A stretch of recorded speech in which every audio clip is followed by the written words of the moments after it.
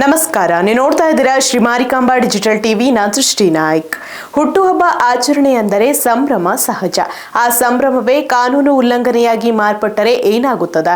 ಚಿಕ್ಕಮಗಳೂರಿನಲ್ಲಿ ಯುವಕನೊಬ್ಬ ನಡು ರಸ್ತೆಯಲ್ಲಿ ತಲ್ವಾರ್ ಹಿಡಿದು ಕೇಕ್ ಕತ್ತರಿಸಿ ಹುಟ್ಟುಹಬ್ಬ ಆಚರಿಸಿದ್ದಾನೆ.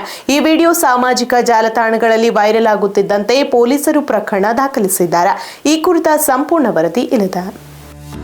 ಚಿಕ್ಕಮಗಳೂರಿನ ಹೊರವಲಯದ ವಾಜಪೇಯಿ ಲೇಔಟ್ನಲ್ಲಿ ಯುವಕನೊಬ್ಬ ತಲ್ವಾರ್ನಿಂದ ಕೇಕ್ ಕತ್ತರಿಸಿ ಹುಟ್ಟುಹಬ್ಬ ಆಚರಿಸಿರುವ ವಿಡಿಯೋ ಇದೀಗ ಭಾರಿ ವೈರಲ್ ಆಗಿದೆ.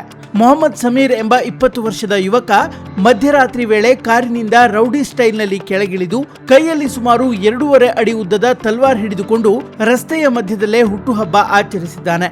ಕಾರಿನ ಬಾನೆಟ್ ಮೇಲೆ ಇಡಲಾಗಿದ್ದ ಸುಮಾರು 5 ಕೆಜಿಗೂ ಅಧಿಕ ತೂಕದ ಬೃಹತ್ ಕೇಕನ್ನ ತಲ್ವಾರ್ನಿಂದ ಕತ್ತರಿಸಿ ಸಂಭ್ರಮಿಸಿದ್ದಾನೆ.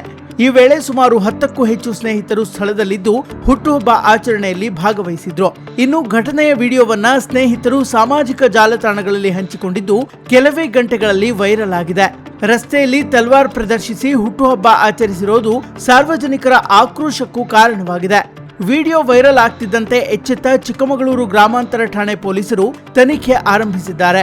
ಜನರಲ್ಲಿ ಭೀತಿ ಹುಟ್ಟಿಸಿದ ಹಾಗೂ ಶಾಂತಿ ಭಂಗ ಮಾಡಿದ ಆರೋಪದಡಿ ಮೊಹಮ್ಮದ್ ಸಮೀರ್ ವಿರುದ್ಧ ಪ್ರಕರಣ ದಾಖಲಾಗಿದೆ.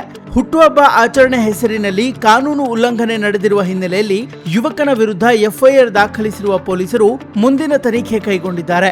ಒಟ್ಟಾರೆ ಸಾಮಾಜಿಕ ಜಾಲತಾಣಗಳಲ್ಲಿ ವೈರಲ್ ಆಗುವ ಉದ್ದೇಶದಿಂದ ನಡೆಯುವ ಇಂತಹ ರೌಡಿ ಸ್ಟೈಲ್ ಆಚರಣೆಗಳು ಕಾನೂನು ಸಂಕಷ್ಟಕ್ಕೆ ಕಾರಣವಾಗಬಹುದು ಎಂಬುದಕ್ಕೆ ಈ ಘಟನೆ ಮತ್ತೊಂದು ಉದಾಹರಣೆಯಾಗಿದೆ.